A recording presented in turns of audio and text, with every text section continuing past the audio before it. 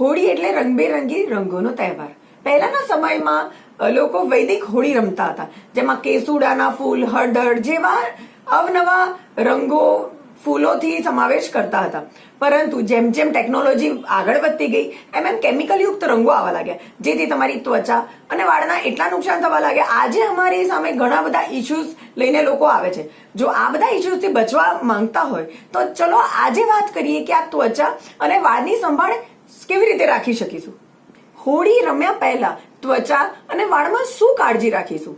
તો જ્યારે પણ તમે હોળી રમવા જાઓ એની પહેલા તમે પૂરી ત્વચા પર ઓઇલ લગાવી લો, જેથી એક લેયરિંગ થઈ જશે અને એ કેમિકલ યુક્ત કલરથી બચી શકીશું. અને ફેસ પર અગર ઓઇલથી વાંધો ના હોય તો ફેસ ઉપર પણ તમે સરસ્યું કે તલનું તેલ લગાવી શકો છો. અને જો ઓઇલથી ઇશ્યુ થતા હોય તો તમે સારી કંપનીનું મોઇશ્ચરાઇઝર કે સનસ્ક્રીન લોશન પણ લગાવી શકો છો. એના પછી હોળી રમવાથી કોઈ પણ કેમિકલ યુક્ત રંગોનું પેનિટ્રેશન ઓછું થશે. હવે વાળની વાત કરીએ તો પૂરેપૂરા વાળમાં એકવાર ઓઇલિંગ કરી લેવાનું, અને જો લાંબા વાળ હોય તો એને બાંધીને અંબોડો કે બન લઈ લેજો, અને જો નાના વાળ છે તો એક પોનીટેલ લઈને પછી તમે હોળી રમવા જઈ શકો છો.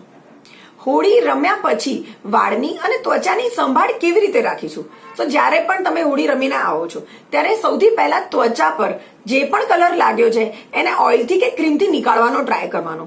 તમે એક સરસ પેસ્ટ બનાવી શકો છો, જેમાં ચણાનો લોટ, લીંબુ અને ગ્લિસરીન મિક્સ કરવાનું અને એક માસ્ક લગાવી દો સ્કિન ઉપર, અને એને ઓલિવ ઓઇલ એક રૂના પૂમડા પર લઈને પૂરું સાફ કરી દેવાનું, જેના લીધે તમારો મોસ્ટલી કલર જે પણ અંદર પેનિટ્રેટ થયો પણ હશે તો પણ નીકળી જશે.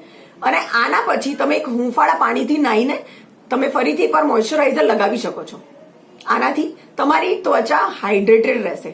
હવે વાળની વાત કરીએ તો વાળમાં પણ જેવા તમે હોળી રમીને આવો છો તો હૂંફાળા પાણીથી 2-3 વાર સીધા ખાલી પહેલા પાણીથી ધોવો, અને એના પછી માઇલ્ડ શેમ્પૂનો ઉપયોગ કરો, જેમાં 3 થી 4 વખત તમારે શેમ્પૂ પણ કરવું પડશે. આ શેમ્પૂ કર્યા પછી કન્ડિશનર લગાવવાનું ભૂલવાનું નથી. અને કન્ડિશનર પણ જો લગાવ્યા પછી પણ તમને એવું લાગે કે મારા વાળ થોડા હજી ડ્રાય છે તો તમે ચોક્કસપણે દહીંનું માસ્ક લગાવી શકો છો.